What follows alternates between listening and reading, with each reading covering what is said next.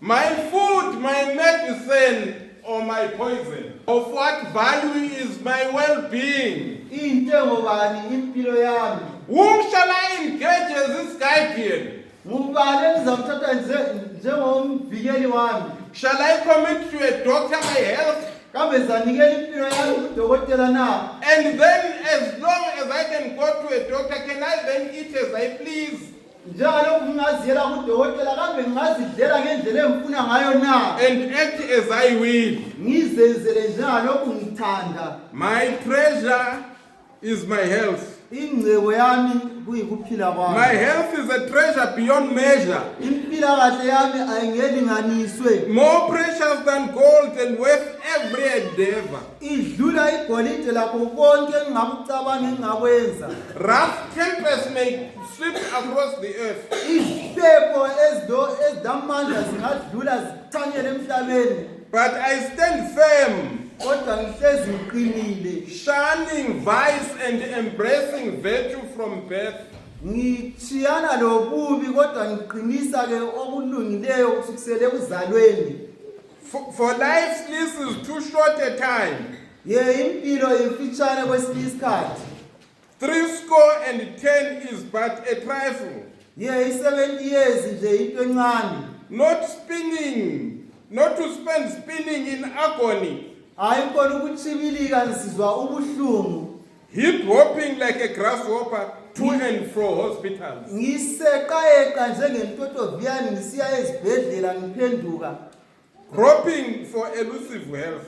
Ngihamba ngiqhula ngifisa ke ukuphila. In an unending cycle of misery and wretchedness. Ekuhluphekeni okungapheliyo. Listen. Lalela. In the prime of your life. Esikhathini sakho sokuphila usasemutsha. Remember, temperance is your own well-being. Khumbula ukuthi ukuzithiba kuyikho ke ukuphila kwakho okuhle.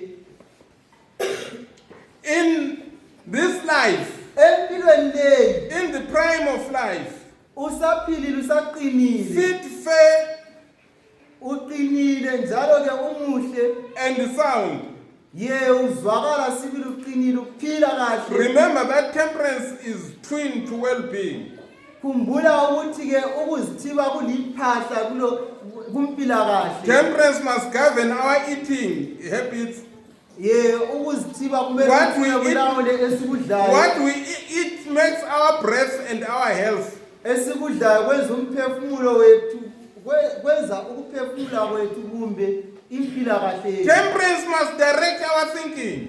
Ukuzithiba yikho kumele kulawule ukucabanga kwethu. As a man thinketh, so is he. Njengalokho umuntu ecabanga uyikhona lokho. Thoughts are like seeds. What you sow now is what you harvest tomorrow. Imicabango ifana ke lenhlanyelo okuhlanyela namhlanje uzakuvuna Guard your health against the thieves that come to steal. Nakekela impilo yakho uvikele emaseleni. Robbers that come to plunder, leaving only tombs in your family. Abadlwenguli imgulukude ebuyizobamba ishiya umuntu esisengcwabeni. Your body's prime health is a legacy to share. Impilakahle yakho ke yikho kumele ukuthi ke ukwabele kumbe kwabelane lakho labanye. Self-control is the best assurance beyond compare. Ukuzithiba ukuzidawula yikho kungeke kwalila. Our perverted cravings must be kept in check. Ukuhakela kwethu okubi kumele kuhlale kumnqandiwe. Their crude demands rebuked.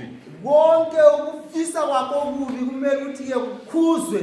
Like a spoiled toddler who clings to nursery ways.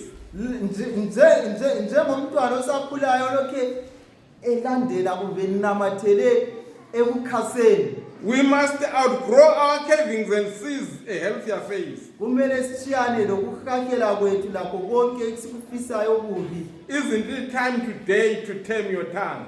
Asisho yini isikhathi sanamhlanje ukuthi ke uthambise ulimi lwakho. Food for thought. Sabe sicabangile.